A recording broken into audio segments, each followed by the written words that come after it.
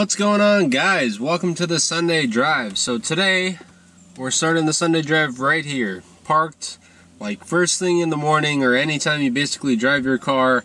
You kind of do some sort of warm-up with it. Now I know this is kind of redundant information for some of you guys who just traditionally warm up your car, but for those of you guys who don't know like what warming up your car is, we're going to talk about that. And before we get into why you should warm up your car, we're going to go into like my warm-up procedure. So, and this is like any time the motor is cold. This isn't just like only in winter, and this isn't like it's 32 degrees outside or 0 degrees outside, start your car up, let it idle for 20 minutes. It's not that warm-up. This is like every day, every time you drive your car, every time I drive mine, I sort of have some warm-up procedure that I sort of go through.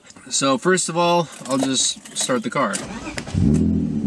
Start it up, and I'll usually sit here. If the motor's cold, I'll sit here for like maybe 30 or 40 seconds, you know, get my phone out, start playing some music, stuff like that.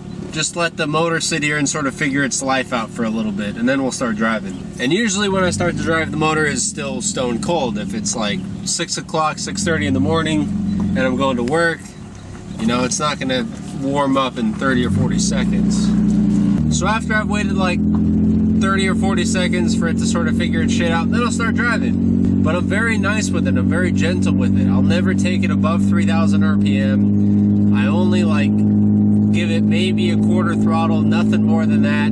You know, I don't rev match, I don't downshift, I just cruise. And I'll just cruise until like basically the motor is up to operating temperature. And once the motor is like all the way up to temp, you know, I'll wait another minute or so, and then I'll start, you know, downshifting and heel towing and start revving it out, taking it up in the higher RPM ranges, all that fun stuff.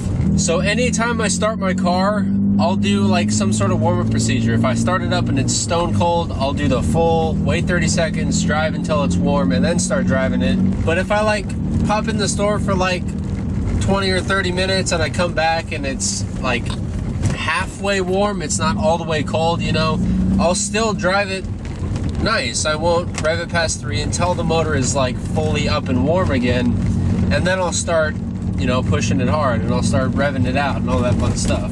So if you guys don't know about warming up your car, it's you basically should do it. It's really good for the motor. I guess it's not, I wouldn't say, yeah, it's good for the motor, but it's bad for the motor if you don't. So when you first start your car in the morning, all of the motor oil has like seeped down into the bottom of the pan, right? So there's no, like, there's some oil in the cylinder head, but there's not oil flowing all through the engine, right? In addition to that, motors have an operating temperature that they're supposed to be run at. So the pistons and metal, as it gets heated up, it expands. So car engines are the metal inside of it, the block, the pistons, the valve seats, the valves, all that stuff is designed to seal at that operating temperature. So when you first start your car in the morning and all those components are cold, they're nice, they're like shrunk down, they're smaller because they don't have that heat in there.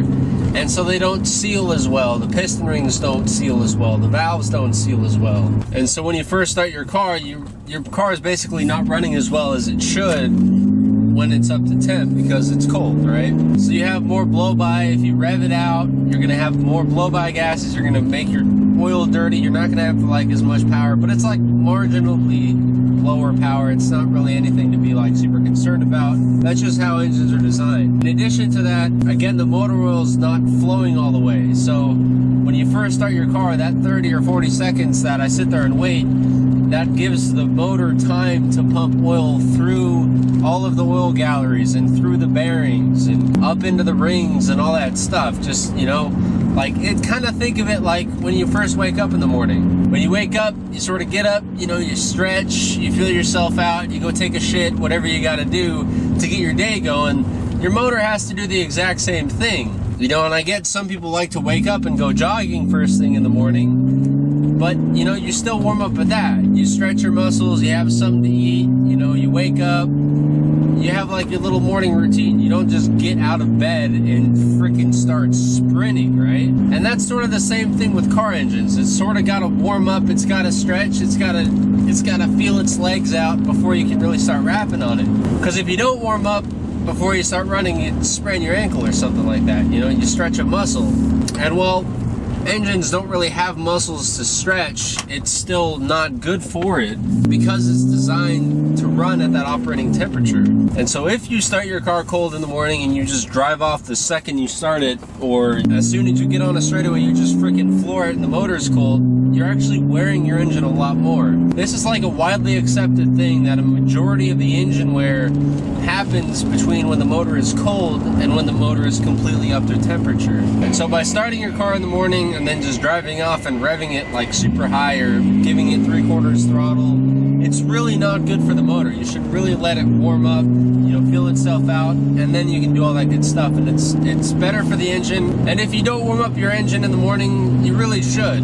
And it only takes a couple minutes. Like, I think every morning I get up, I'll start driving, and it'll take it like between 7 and 10 minutes to actually get warm. And honestly, at this point, it's just like part of the routine. Like, I don't even think about warming up the engine anymore. It's become a habit, you know, and it's a good habit to have.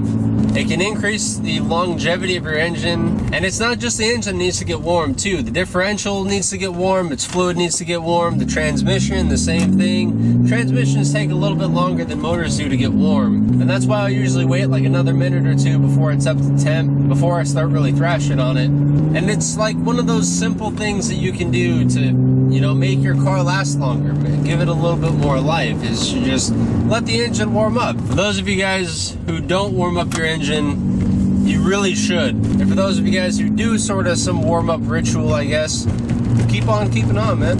Alright, I will see you guys next week. Thank you guys so much for watching. Keep it fresh, and I will see you guys later.